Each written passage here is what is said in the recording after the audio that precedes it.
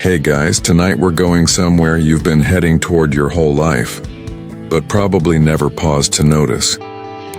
You see, this isn't just about age. It's about what happens when movement stops, when the rhythm of your body gets traded for convenience, and when your joints creak more from silence than from motion. Yeah, we're talking about stillness, the kind that wraps around your muscles like an old couch, too comfortable to leave, too dangerous to stay in. And if you're over 60, you might want to sit up a little straighter right now, because the truth is, most people don't die of age, they die of habits that look like rest. You think I'm kidding? You keep sitting like that every day, letting your hips stiffen, your calves forget how to stretch, your back sink lower into the chair.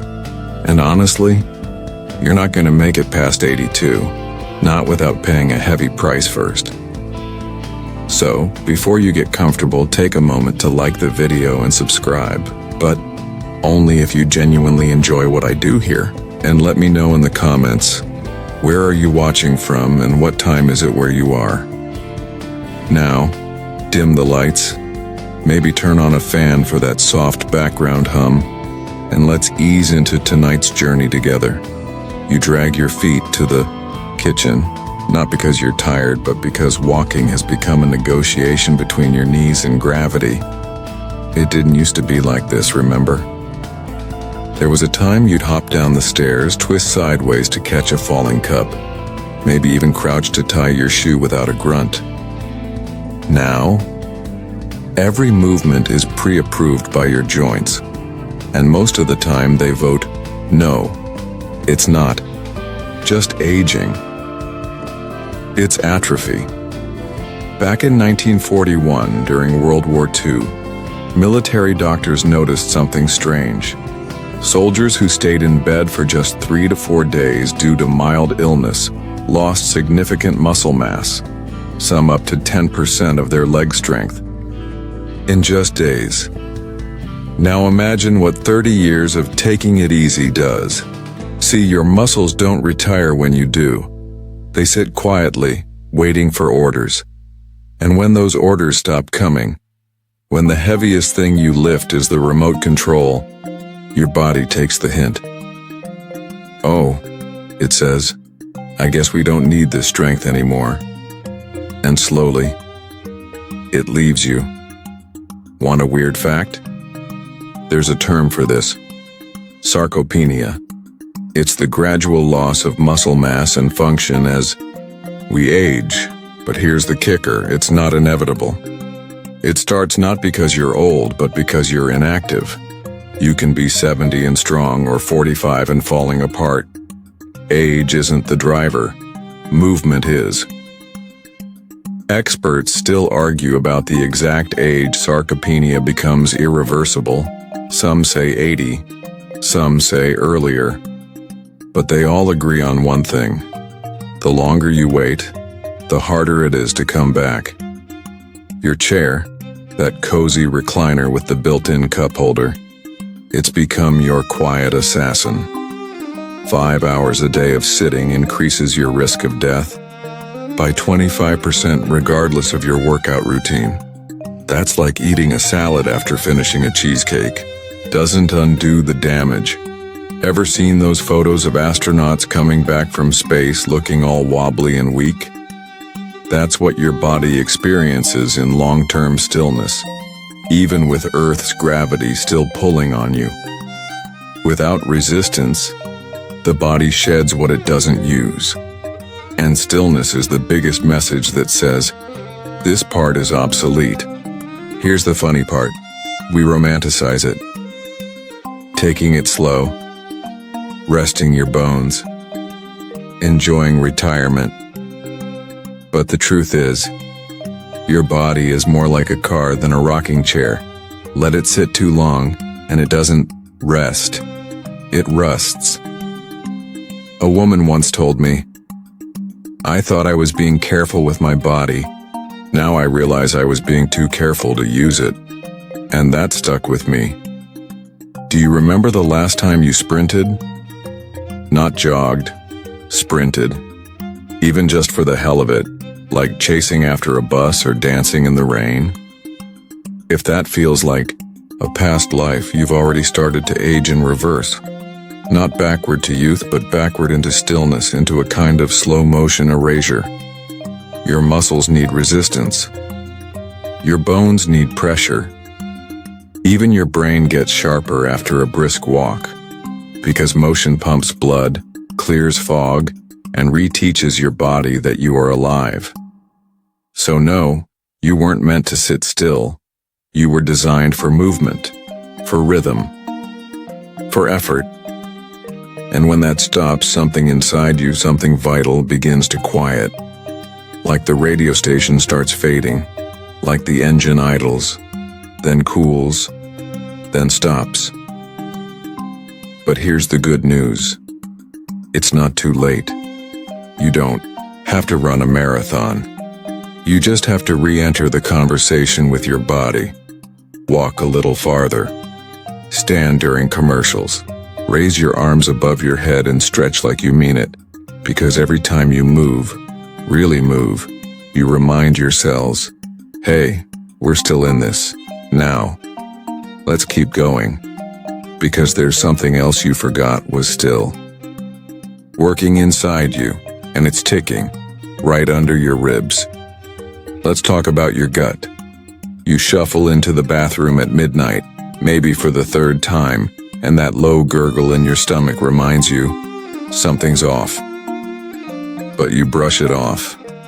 It's just age, you mutter. It's normal. Except it's not. Not really. Your gut, that long twisting tunnel of quiet rebellion, is more powerful than you think.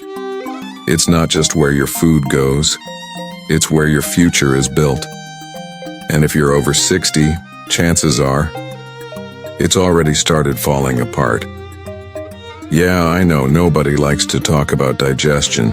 It's not sexy. But you should. Because it turns out your gut health can determine your lifespan, your mood, even how well you think. And here's the kicker. After age 50, your gut stops functioning like a pristine engine and starts behaving more like an old garage full of forgotten parts. The lining thins, the acid weakens, the balance of good and bad bacteria tips, and not in your favor. You go from being a fortress to being a sponge. Back in ancient Rome, doctors didn't understand bacteria. But they did notice that older people who kept active, who ate a varied diet rich in herbs and fermented foods, seemed to age slower. They didn't have yogurt commercials or kombucha influencers. They just knew that when the belly is quiet, the body is noisy. But when the belly is healthy, the body listens. Now here's a fact most people don't know. Over 70% of your immune system lives in your gut. Yep. That tired, bloated, gassy zone under your ribs is also your front-line defense. And when it gets sluggish, when you feed it white bread, fried meat, and fiber that only comes from the occasional apple, it starts waving the white flag. It can't fight viruses, it can't regulate inflammation, and you start catching colds like a freshman in their first dorm.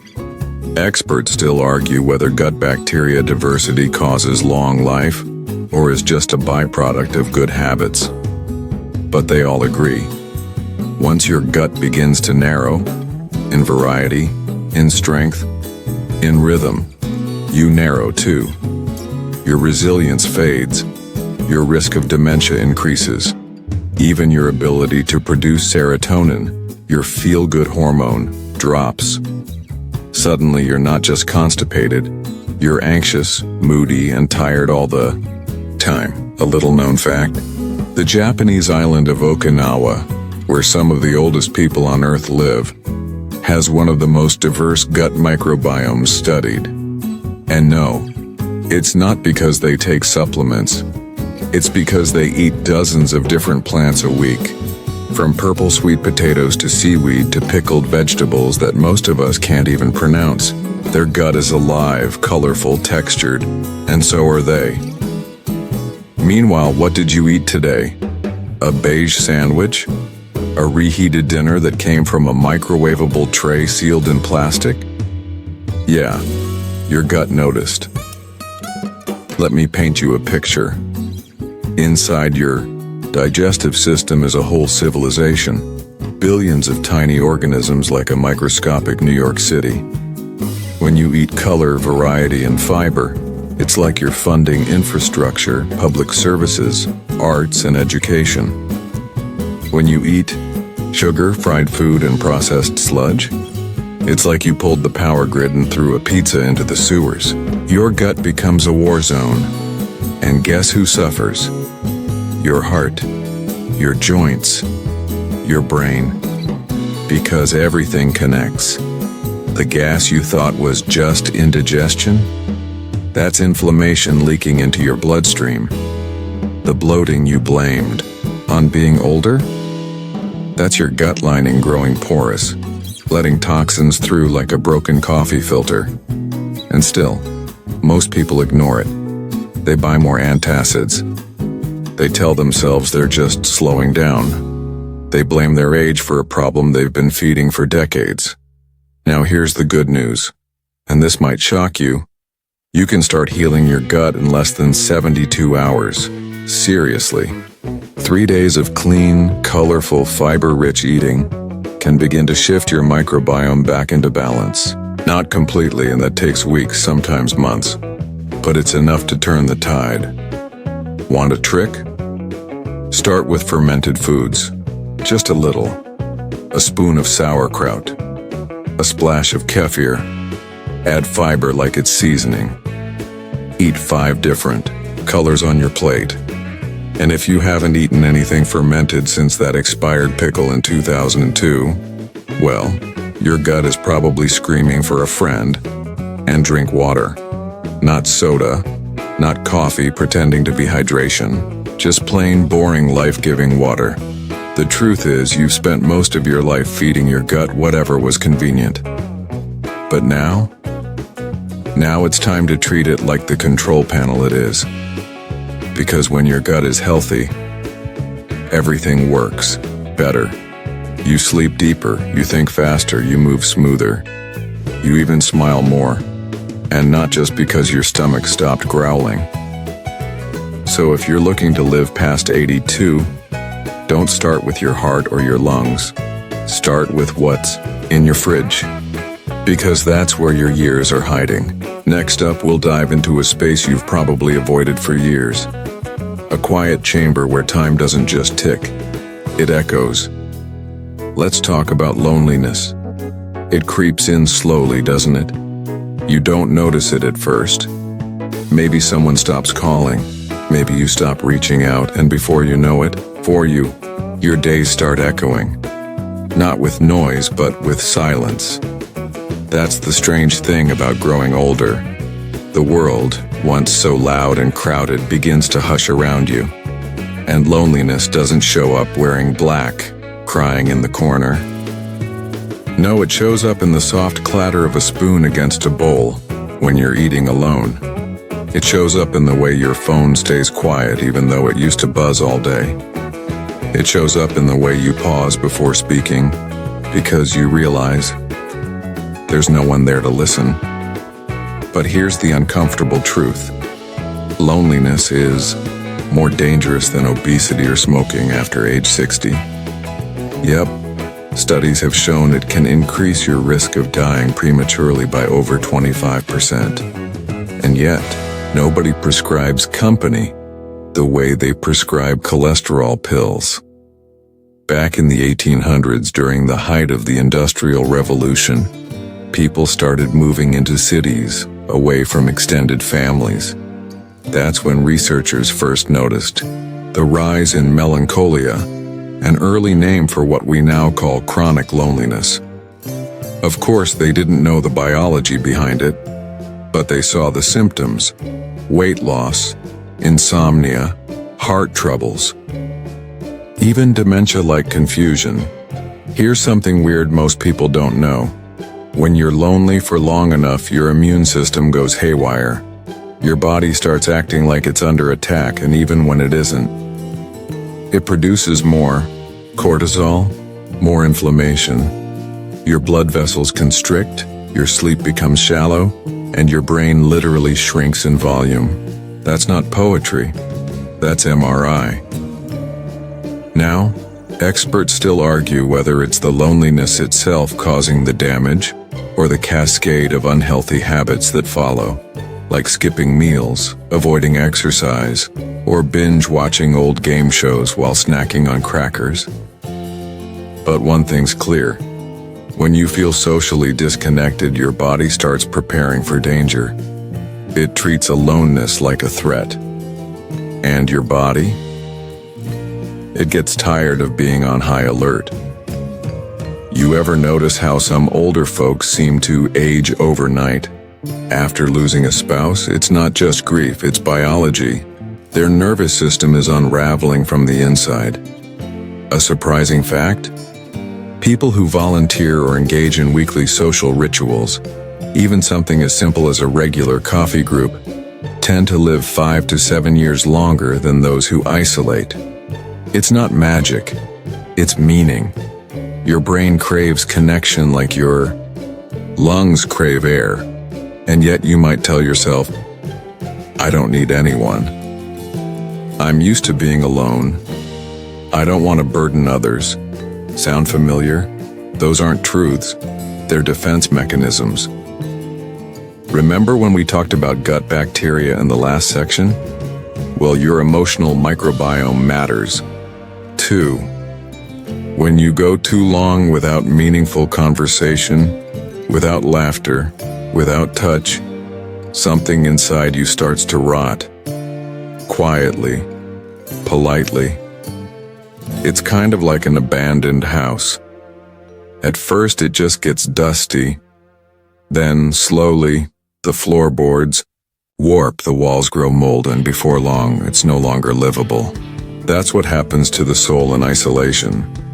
Now, I'm not saying you need to become a social butterfly, but I am saying this. You are wired for connection, and when that wire frays, everything else flickers. So what can you do? First, stop. Pretending you're fine when you're not. Start small. A phone call, a walk in the park where you smile, yes, actually smile, at a stranger. A comment on an online group where people your age talk about old movies or crossword puzzles or those weird creams from the 70s. You can even write a letter, not an email, not a text, a real letter to someone from your past. Because when you extend a hand into the world, even just once, the world often reaches back. Loneliness is not a flaw. It's not a weakness. It's a signal. A lighthouse on a rocky shore saying, hey, you've drifted too far, time to come home. And no, reconnecting won't be easy. It takes energy, courage, and sometimes swallowing a little pride, but trust me, your body, your mind, and your very cells will thank you for it. Next, we're stepping into territory even more fragile. A place most people don't talk about until it's too late. Let's take a long, slow breath and talk about falling. You don't see it coming. One moment, you're walking to the kitchen, maybe humming a tune you haven't heard in years. The next, your foot catches the edge of a rug you've had since 1987, and suddenly the ground isn't where it used to be. Falling. It's not glamorous. It doesn't make headlines, but after age 65, it's the leading cause of injury-related death, not heart attacks, not car accidents. Falls. And you know what's worse? Most people who fall once, fall again within 6 months. It's like the universe gives you a warning shot. And if you don't change something, posture, balance, lighting, it comes back with a vengeance. You know the feeling. That slow-motion panic as gravity takes over. Your body, once so reliable, suddenly betrays you like a bad GPS. Your brain screams, "Catch yourself," but your knees are too slow. Your hands, not fast enough. And your pride, bruised before your hip even hits the tile. Back in 1790, Benjamin Franklin wrote about the dangers of slips and missteps in his letters. Yes, even then, the elderly were trying to navigate life without busting a kneecap. The difference now? We have statistics, technology, and non-slip socks. And still, the fall wins. Here's something strange. Falling isn't just about muscles or age. It's often about vision and confidence. Yep. If your depth perception is off, or you're second-guessing every step, you're way more likely to fall. Because hesitation invites gravity. Experts still debate whether it's the fear of falling that causes the actual fall, a self-fulfilling prophecy, or whether subtle brain changes in aging naturally reduce our ability to recover balance. But guess what? The debate doesn't matter once you're face first in the carpet. Now, here's an odd fact. Your ear controls balance more than your legs do. Inside that tiny labyrinth of bone and fluid behind your eardrum is your vestibular system, the part of you that knows which way is up. Damage it, even from something as silly as an untreated ear infection. And suddenly the floor feels like a moving sidewalk. Let me ask you something. When was the last time you rearranged your furniture? Not just dusted. Actually thought about whether the corner of that coffee table is in the perfect spot to destroy your shin bone in a midnight bathroom run? Yeah. We don't think about this stuff until it's too late. Here's a suggestion. Tonight, when you get up, and you will, do a little fall check. Look at the floors. Are there rugs that curl at the edges like they're plotting revenge? Do your slippers have the grip of a banana peel? Does that dim nightlight actually light anything? Or is it just a polite glow? I'm not trying to scare you. But I am trying to wake up that tiny part of you that's been pretending you're still 42. Because here's what they won't tell you in those cheerful brochures at the doctor's office. A fall doesn't just break bones. It breaks confidence. After one bad spill, some people stop going out, they move less, and when you move less, you lose more than muscle. You lose independence. You ever seen someone stop dancing after a fall? They don't say it out loud, but you can feel it.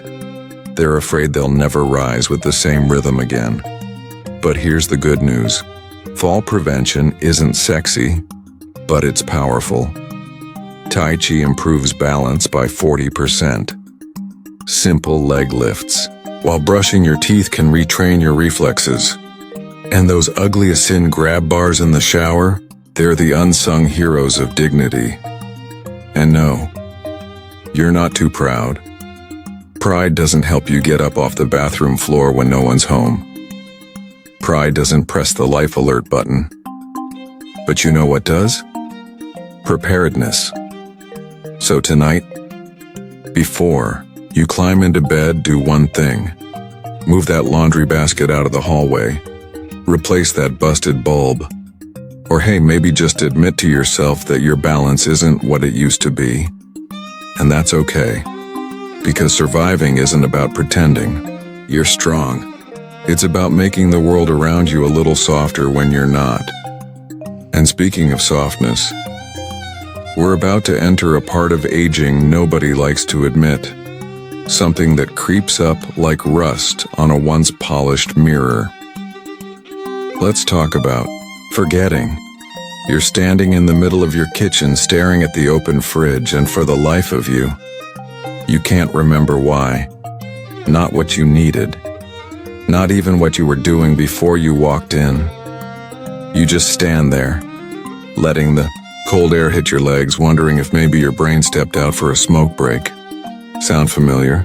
Welcome to the quiet terror of cognitive decline. It doesn't arrive all at once like a storm. No, it tiptoes in, unannounced, rearranges your thoughts like a prankster shifting your furniture in the dark. It starts simple. You forget the name of that actor, the one from that movie with the dog. You misplace your glasses and find them on top of your head. You call your grandson by your dog's name, and at first you laugh it off. But one day, you forget how to turn on the dishwasher, or how to get home from the grocery store, or worse, you forget someone's birthday, someone you've never forgotten before. Back in 1906, a German doctor named Alois Alzheimer noticed strange clumps and tangles in the brain of a patient who had died after suffering from severe memory loss. That discovery, a disease now carrying his name, changed everything. And yet over a century later, we still have no cure. Here's something odd. Your brain doesn't shrink all at once. Certain parts go first, especially the hippocampus, the little seahorse-shaped structure that helps you form new memories. It's like a filing cabinet slowly losing its labels.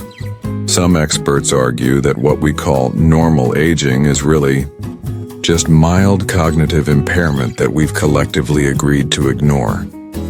Others say it's the price of living long enough, that the brain, like any old machine, just wears out. But what they all agree on is this. Once the forgetting starts, the fear sets in, you start second-guessing yourself. Was that story I just told true? Did I already take my pills today? Did I lock the door? And memory isn't just about remembering facts. It's about identity. Who are you if you can't remember your childhood, your friends, your first kiss, your wedding day, your child's first word? You become a house where all the lights still work, but the rooms are slowly emptying. But listen, this isn't the end of the story. Here's the weird truth. The brain is surprisingly good at making new connections, even in old age. Neuroplasticity, they call it. That means your brain is like a grumpy old man who still learns to use TikTok. Slowly and with a lot of swearing, but it happens. People who read, play music, learn new skills, even just walk briskly for 30 minutes a day, they have larger hippocampi. That means more brain space to fight the fog. You know what else helps? Laughter. No, really. A good belly laugh lights up more areas of your brain than solving a math problem. Plus, it's cheaper than therapy. You remember that one friend, the one who always made up songs to remember where they parked at the mall. They were onto something. Here's a little trick for you tonight. Before bed, try to remember 3 things you did today. Just 3. No cheating. And then, name 1 thing you want to do tomorrow. That simple act of recalling and planning is like brushing your brain's teeth. But let's be honest, even the sharpest mind can get fuzzy. And when it does, it's not just you who suffers. It's everyone who loves you. You ever seen the look in someone's eyes when their parent doesn't recognize them? It's a heartbreak that doesn't scream. It just whispers over and over. Please remember me, so don't wait. If you're forgetting more than you used to, talk to someone. There are tests, treatments, tools. This isn't the 1800s. You don't have to suffer in silence. And even if your memory fades, your presence, your kindness, your touch, your voice, those still mean everything. You may forget names, but you don't forget how to make someone feel safe, or loved, or seen, and that is a kind of wisdom memory never touches. Now, speaking of things that sneak up on you, let's talk about the silent storm building in your chest. Something so many carry, but almost none of us notice until it's far too late. You're lying in bed one night, hand over your heart, wondering if it's always made that sound, that odd flutter, that slow thud. then sudden jolt. Is it just nerves? Or is something wrong? You tell yourself it's fine. You even joke. Maybe it's just indigestion from that leftover spaghetti. But deep down you're not laughing, because what you're feeling isn't just the weight of age, and it might be the silent grip of heart disease. See, here's the cruel part. Your heart doesn't scream when it's struggling. It whispers, it nudges, and sometimes it says nothing at all until the moment it stops. Back in 1964, the U.S. Surgeon General shocked the country by confirming a link between smoking and heart disease. That announcement launched a public health revolution. But even today, heart disease is still the #1 killer of older adults. Not cancer, not falls, not shark attacks, bad dates, or the IRS. Just your own heart, quietly wearing out. And here's a fact not many people know. By the time you're 80, your heart has beaten over 3 billion times. That's 3 billion muscle contractions, day and night, without a break. If your biceps did that much work, they'd be bigger than your car. Some experts still argue over whether genetics or lifestyle play a bigger role. But let's be real. Your heart doesn't care what side of the debate you're on. It just wants oxygen and peace and maybe a salad once in a while. Here's a strange but true tidbit. In the 1800s, chest pain was often called angina pectoris and treated with leeches or whiskey. And to be fair, one of those might still help if you're stuck in traffic. Now in your case, maybe you've noticed little things. You get winded walking to the mailbox. You used to carry groceries like a champ, but now your arms tremble. Or maybe, just maybe, you felt that sudden cold sweat. That dizziness that makes the world feel a little sideways. Don't ignore that, because that's how heart attacks show up in older people. Not like the movies with the dramatic chest clutching and slow fall to the floor. No. Sometimes it's just fatigue. A weird pain in your jaw. A strange pressure in your back. And here's the real kicker. Women. They often show completely different symptoms than men. So while one person clutches their chest, another quietly fades, misdiagnosed, because their warning signs didn't fit the textbook. Scary, right? But there's good news. Your heart, even now, can still heal. You're not a car with a dead battery.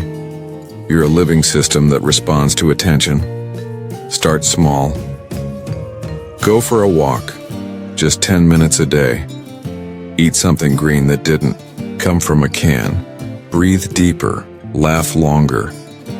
You know that guy down the street who dances to old rock songs in his driveway every morning? Yeah, he's got the right idea. Your heart likes rhythm. It likes joy. It likes you moving, not marinating in stress like an overcooked pot roast. And maybe you're thinking, well, I've smoked for 40 years. Too late for me. But listen, even quitting now can lower your risk within weeks. Your heart wants to survive. It's not giving up on you, so don't give up on it. There's a kind of warrior hiding in your chest. A soft, pulsing soldier that's been loyal since your first breath. It deserves a little backup. And if you ever feel unsure, like something's off, like the rhythm inside you has turned into a jazz solo with no direction, go get checked. Don't wait. This is your only heart. And tonight, as you lie back and listen to that beat, know that it's not just pumping blood, it's telling you, I'm still here. I'm still fighting, let's keep going. Now let's shift our attention from the rhythm within to the pressure outside, the crushing weight of loneliness that no medication seems to touch. You're sitting in your favorite chair, the one with the faded arms and the seat cushion that remembers you better than most people do these days. And for a moment, the silence feels louder than ever. No TV, no calls, no knock at the door. Just you, the steady tick of the wall clock, and the soft hum of a world that seems to have moved on without you. Welcome to the slow ache of loneliness. It doesn't show up in medical scans. It doesn't leave bruises or scars. But it carves into your health all the same, sometimes deeper. Here's something that'll rattle you. According to recent research, chronic loneliness increases your risk of dying early by as much as 26%. That's the same level of risk as smoking 15 cigarettes a day. Let that sit for a second. Back in the 1950s, a psychologist named Harry Harlow ran a cruel but revealing experiment.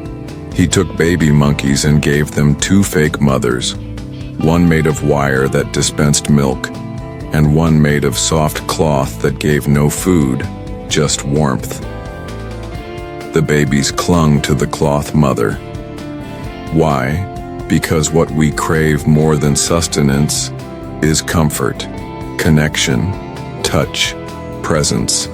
Now fast forward to you. You've outlived old friends. Your kids are busy. The neighbors wave politely but never come in. The holidays get quieter each year, and suddenly your calendar's full. But only with doctor's appointments. Some experts still argue whether loneliness causes health problems or if declining health causes loneliness. But let's be honest. Either way, it sucks. Here's a strange truth. Loneliness lights up the same area of your brain as physical pain, which explains why it hurts to be alone for too long. Not metaphorically, literally. But here's the twist. Loneliness doesn't always mean being alone. You can be surrounded by people, even family, and still feel invisible. Like you're there, but somehow not seen. You nod and smile during dinner, but no one asks how you're really doing. You laugh at the right moments, but inside, you feel like furniture, useful but unnoticed. You remember when your presence used to matter, when people needed you. Now, it feels like you're a guest in your own life. And yet, there's a thread of hope in all this. Because connection is still possible. Even now, it might come from unexpected places. A neighbor who waves every morning. A teenager at the grocery store who helps you reach the top shelf. A stranger online who shares your weird obsession with model trains or 1960s jazz. Sometimes it just takes one message, one invitation, one little step to break the seal of isolation. You don't need a crowd. You just need a real conversation, one where someone listens, not just hears. Start small. Say hi to the cashier and mean it. Call that cousin you haven't spoken to in years. Join a local group, even if it's just a walking club or a garden circle where everyone talks more about soil than souls. Heck, even talking to your plants helps. No, seriously. Research shows it lowers cortisol. You don't have to be the life of the party. You just have to show up. Because here's the quiet tragedy. Many older people stop showing up, not because they don't care, but because they think no one notices. So tonight, let me remind you, you are noticed. You are still needed. Your stories, your laugh, your stubborn little opinions, while they matter, you are not invisible. And if loneliness has been whispering to you lately, whisper back, reach out, reconnect, reclaim your place in this world, one hello at a time. Now, take a breath because our next stop is even more personal. The one place most people avoid until it's too late. Your gut. Yes, The squishy, gurgly universe living inside you that might just hold the secret to your mood, your health, and your future. You shift in your seat and feel it, that quiet grumble deep in your belly.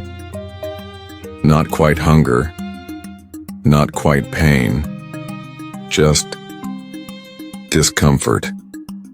Like your stomach's trying to speak a language you forgot how to understand. Welcome to your gut, a whole strange universe tucked behind your belly button.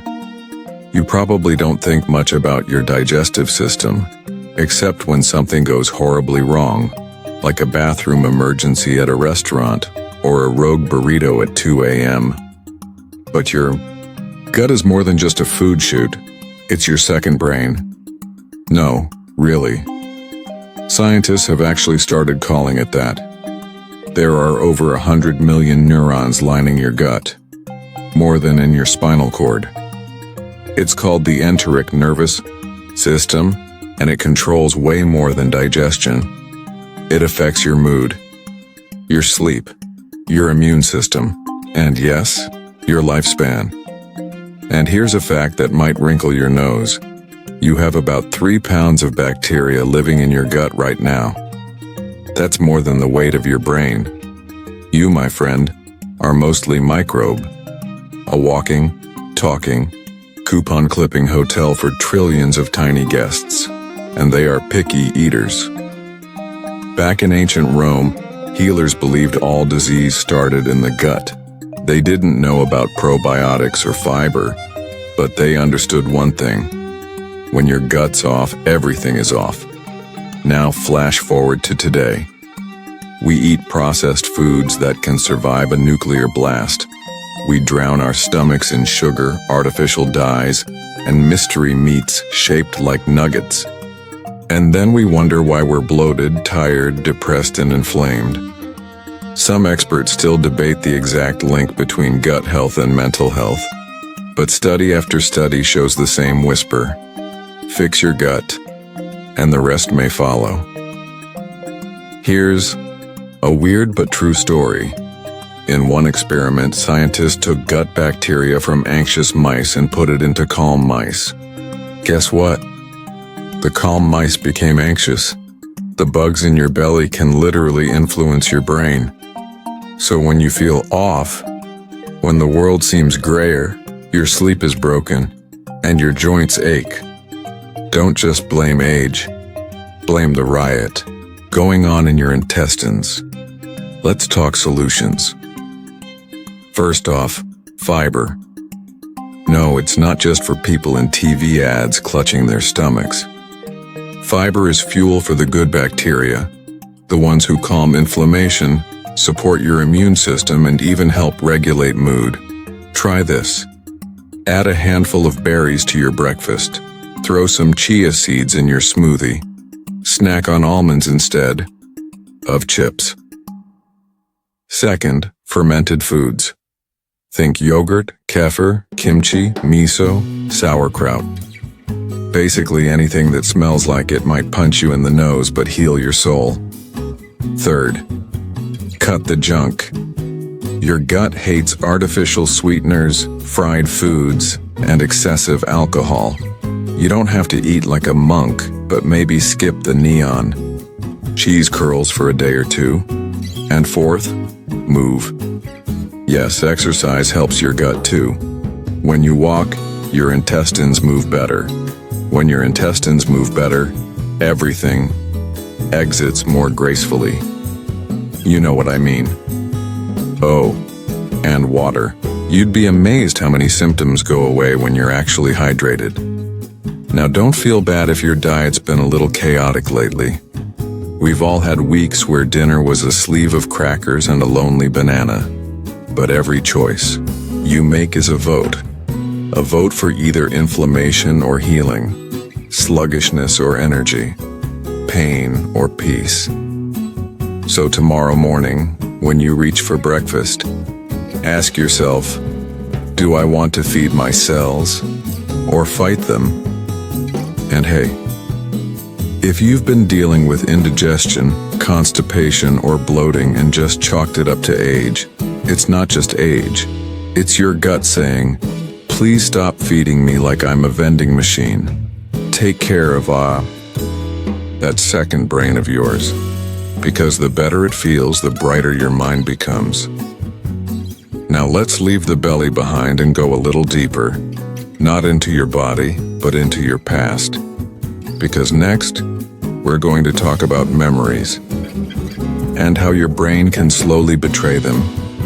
You settle back and feel a quiet heaviness settle over you, like the weight of years, memories, and forgotten faces all pressing gently on your mind. You reach for the remote, but instead of clicking on a show, you close your eyes and listen to the soft rustle of your own thoughts. Memory. It's funny how something so fragile can define who you are. A single scent can transport you to a childhood kitchen. A song can replay 1,000 sunsets. But what happens when those memories start to slip away? Around the mid-20th century, scientists began studying something called Alzheimer's disease, a mysterious thief stealing memories without warning. Back then, it was a rare diagnosis, a curiosity for specialists. Fast forward to today, and it's a shadow looming over millions of older adults worldwide. 1 in 10 people over 65 is affected. Yet, here's a surprising fact not many talk about. There's a growing body of evidence suggesting that lifestyle plays a huge role in whether your brain stays sharp or starts to fade. You've heard the basics. Keep your mind active, exercise regularly, eat well. But few realize just how deep the connections go. Take sleep, for example. When you sleep, your brain performs a nightly cleanup, flushing out toxins and consolidating memories. Chronic poor sleep is one of the strongest predictors of cognitive decline. Remember those nights you stayed up binge-watching or worrying? Yeah, your brain paid the price. And then there's inflammation.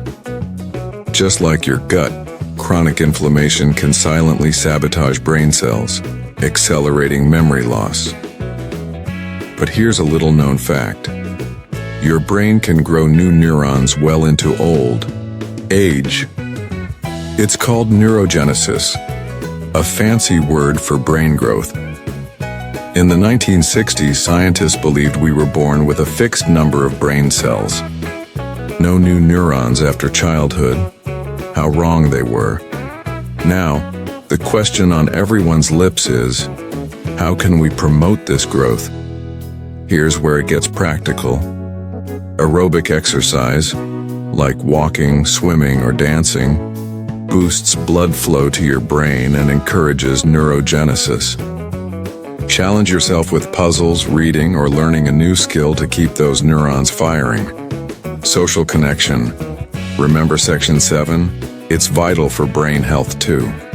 Some experts still debate how much impact diet has on cognition, but there's compelling evidence that eating plenty of antioxidants, healthy fats, and lean proteins helps protect your brain cells. So next time you reach for that double cheeseburger with extra fries, ask yourself, is this fueling my brain or just my cravings? And don't forget about stress and that sneaky saboteur. Chronic stress floods your brain with cortisol, which can shrink the memory center called the hippocampus. Meditation, deep breathing, or even a simple walk outside can calm those stormy hormones. Now, here's a gentle reminder. Memory loss is not inevitable. It's not a given. Your brain is more plastic, more adaptable than you might think. But here's the catch. It needs your help. You've got to feed it well, rest it properly, move it often, and most importantly, love it with connection and kindness. Because without your memories, your stories, your wisdom, what do you leave behind? So hold on to them tight.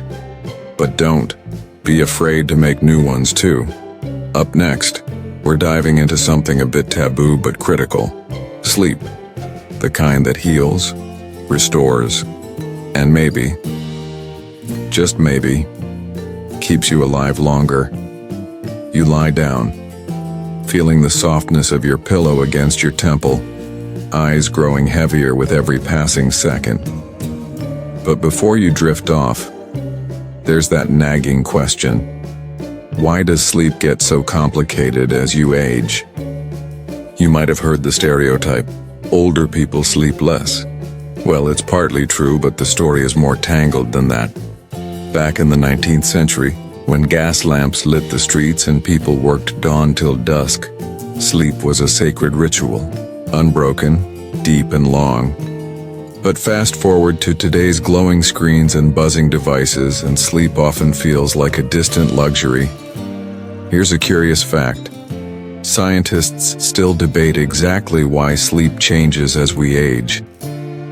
Is it the brain slowing down? Changes in hormone levels? Or something else entirely? What we do know is that sleep architecture, the structure of your sleep cycles, shifts. You spend less time in deep restorative sleep and more time tossing and turning in lighter stages. Remember that one night you woke up at 3 a.m. wondering why the ceiling looked so interesting? That's the shift in action. Sleep isn't just rest. It's your body's nightly reset button. When you don't get enough quality sleep, your immune system weakens. Your memory falters. Remember Section 9. Your mood sours like old milk. And yes, your risk of chronic disease skyrockets. Here's something that might surprise you. Poor sleep has been linked to shorter lifespan, with studies showing that sleeping less than 6 hours regularly can cut years off your life. The good news? Sleep can be trained. It's not just a passive state. Start by sticking to a routine. Go to bed and wake up at the same time every day. Ditch the screens an hour before bedtime. And don't underestimate the power of a cool, dark room. Your ancestors didn't have blackout curtains, but they did have darkness, and your brain loves it. Avoid caffeine late in the day. No more sneaky afternoon lattes. Limit alcohol. It may knock you out initially, but ruins deep sleep later on. If your mind races, try journaling or gentle stretches. A few minutes of meditation can ease the storm of thoughts. Some experts still argue over supplements and sleep aids. Melatonin can help reset your internal clock, but it's no magic pill. And long-term reliance on sleeping pills? Definitely a slippery slope. So treat sleep like gold, because it's the foundation beneath everything else. Your mood, your memory, your immune system, your longevity. And hey, if you think naps are just for toddlers or retirees, think again. A short, well-timed nap can boost brain function and improve your day. But avoid the trap of long afternoon naps that wreck your night. You're not alone in this nightly battle with sleep. Countless older adults lie awake, staring at the ceiling, wondering if rest will ever feel peaceful again. It's frustrating, yes, but remember, it's not hopeless. Because the better you sleep, the more your body heals. The more your brain resets, the longer you might just stick around. So tonight, dim those lights early. Set a bedtime ritual that feels like a gentle hug, and give yourself permission to rest deeply, because your life depends on it. Next, we're going to explore a topic that might surprise you: the power of purpose and how it can literally add years to your life. You wake up one morning, feeling a bit slower than usual, but there's a fire flickering deep inside, a spark that wasn't there yesterday. It's called purpose, that invisible thread that pulls you out of bed even on tough days. You might think purpose is just for the young, the ambitious, or the career-driven.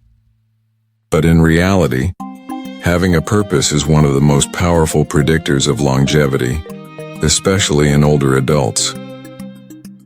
Back in the 1980s, researchers in Japan studied a community famous for its high number of centenarians.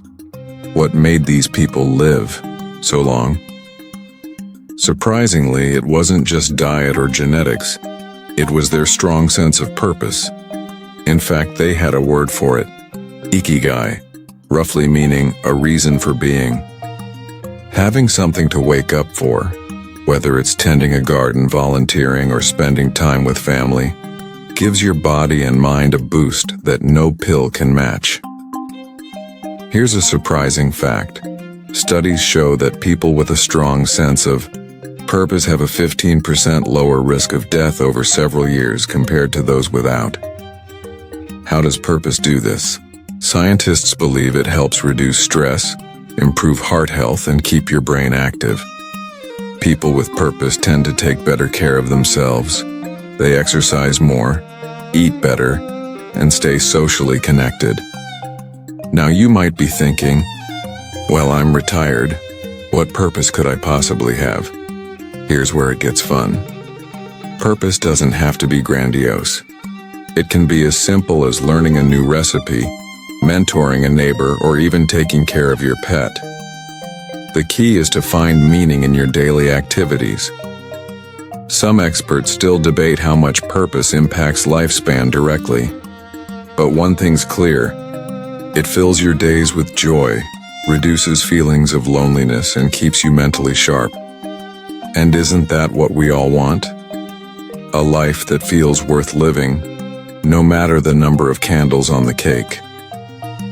If you're struggling to find purpose, start small. Ask yourself, what brings me joy? What activity makes me lose track of time? Who do I want to help or connect with?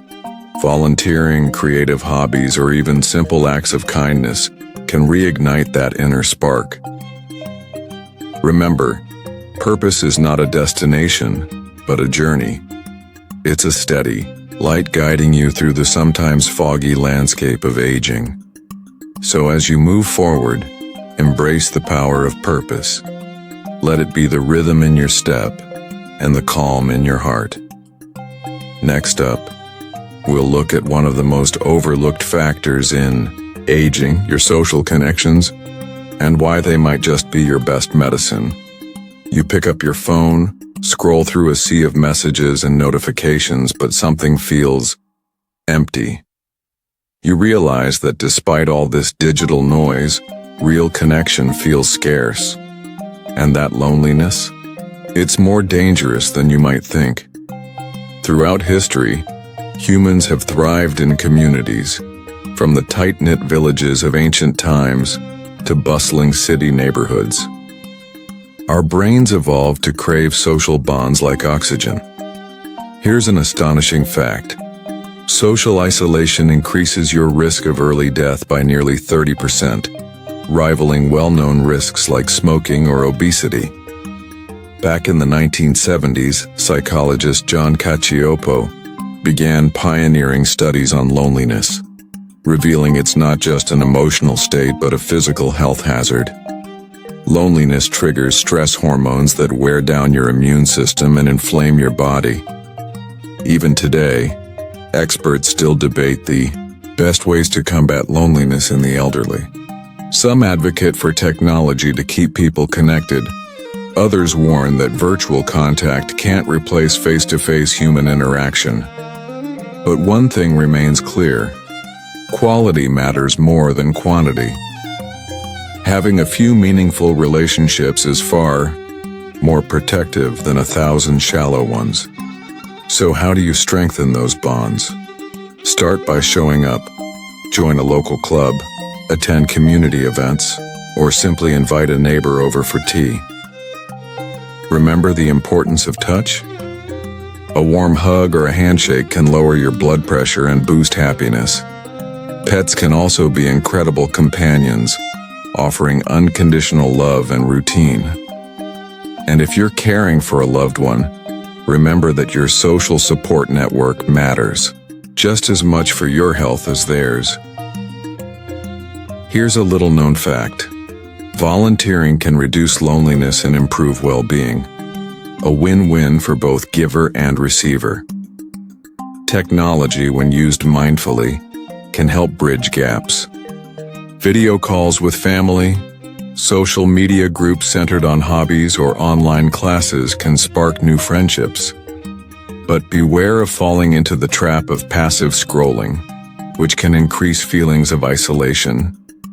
There's a reason experts still debate the exact impact of social media on mental health. It depends on how we use it. The takeaway: don't underestimate the power of human connection. It's not just a feel-good bonus. It's a vital ingredient for a long, healthy life. So, today reach out, make a call, share a laugh, because every connection is a thread weaving the tapestry of your longevity. Coming up, we'll explore one of the sneakiest threats to your health, chronic inflammation, and what you can do about it. You might think inflammation is just what happens when you scrape your knee or catch a cold, a temporary red, swollen reminder that your body is fighting back. But what if I told you there's a silent, smoldering kind of inflammation lurking inside? You, quietly sabotaging your health over the years? This is called chronic inflammation. And it's like having a low-grade fire burning inside your tissues day after day. Back in the early 20th century, scientists first connected inflammation to infections and injuries, but only recently have. We understood its hidden role in aging and chronic diseases like heart disease, diabetes, and Alzheimer's. Here's an intriguing fact. Chronic inflammation is now considered one of the key drivers of aging itself. Some even call it inflammaging. Experts still debate exactly how inflammation accelerates aging, but the evidence is piling up. Your immune system, designed to protect you, can become overactive or dysregulated with age, leading to this chronic inflammatory state. This low-level inflammation can damage cells, tissues, and organs, slowly wearing down your body's defenses. But what causes this hidden inflammation? Poor diet, stress, lack of exercise, and even chronic infections can fan the flames. Remember the fast food binge from Section 7? Those greasy fries and sugary sodas can increase inflammation markers in your blood. On the flip side, certain foods and habits help douse this fire. Antioxidant-rich fruits, leafy greens, nuts, and fatty fish provide the tools your body needs to fight back. Regular moderate exercise is another powerful weapon. It reduces inflammation and boosts your immune system's balance.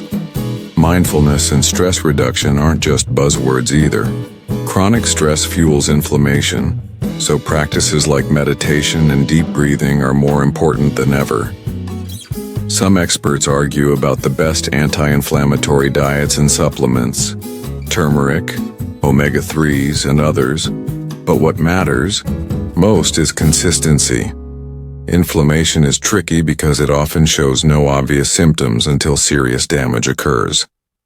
That's why prevention and lifestyle are your best defenses. So, as you go about your day, think of your body as a garden. The choices you make are either watering weeds or nurturing flowers. Keep the fire of inflammation in check, and you're not just extending your life, you're improving the quality of every moment. Next, we'll dive into the fascinating world of brain health and how to keep your mind sharp well into your golden years. You rub your temples after struggling to remember where you left your keys. Again. The brain, that incredible control center, can feel like it's slowing down as you age. But here's the secret. It doesn't have to. Throughout history, people have marveled at the sharpness of elders. Socrates, at 70, was still teaching wisdom. Leonardo da Vinci painted masterpieces into his later years. So what's the difference between those who maintain a razor-sharp mind and those who don't? Neuroplasticity, your brain's remarkable ability to rewire and adapt throughout life. You might be surprised to learn that even after 80, your brain can grow new connections and form fresh pathways. Scientists are still debating how far this plasticity can go, but what's clear is that keeping your brain engaged is crucial. Mental exercises, learning new skills, or even social interactions challenge your brain, like lifting weights strengthens muscles. Here's a curious fact. Bilingualism has been shown to delay dementia onset by up to 5 years. Physical exercise also plays a key role by increasing blood flow to the brain and encouraging growth of new neurons. Nutrition matters too. Foods rich in antioxidants, omega-3 fatty acids and vitamins help protect brain cells from damage. Sleep, which we covered earlier, is the time your brain cleanses itself of toxins, a process essential for memory and cognition. And don't forget emotional health. Chronic stress and depression can shrink brain regions vital for memory and decision-making. Experts still debate the effectiveness of supplements marketed for brain health. The consensus? A balanced lifestyle beats a magic pill every time. So if you want to keep your mind sharp, challenge it often, nourish it well, and give it the rest it deserves. Because your brain is not just your memory bank, it's your lifelong companion in this journey. Coming up is the final piece of the puzzle. How your mindset and attitude toward aging can truly shape your lifespan and quality of life. You catch your reflection in the mirror and notice the lines that weren't there before. Instead of cringing, you take a slow breath, feeling a quiet strength rising from within. This is the power of mindset, the invisible force shaping not just how you age, but how long you live. Throughout history, cultures like the Okinawans and Seventh-day Adventists have shown that a positive outlook and sense of control over life can add years to your lifespan. Researchers have found that people with a hopeful, resilient mindset tend to recover better from illness and handle stress more effectively. Here's an interesting fact. Optimism has been linked to a 35% lower risk of dying early. How does attitude wield such power? Psychologists say it affects your biology, lowering stress hormones, reducing inflammation, and boosting your immune response. The placebo effect itself proves how belief can influence physical outcomes. But here's where it gets fascinating. Your mindset is a choice you make daily. Despite challenges or setbacks, you can cultivate gratitude, purpose, and acceptance. Mindfulness practices, journaling, and surrounding yourself with supportive people help nurture this outlook. Experts still debate the balance between genetics and mindset in aging, but your attitude is undeniably a critical piece. So as you embrace the aging process, remember it's not just about adding years to life, but life to years. Treat yourself with kindness, celebrate small victories, and find joy in the everyday moments. Because, in the end, the way you feel about yourself can light the path to a longer, richer life. As you settle in tonight, carry this gentle reminder. Your mindset is your most powerful medicine. And with that, our journey winds down. Now, let your breath slow, the world soften, and the calm wash over you like a warm evening breeze. End of script. Sweet dreams.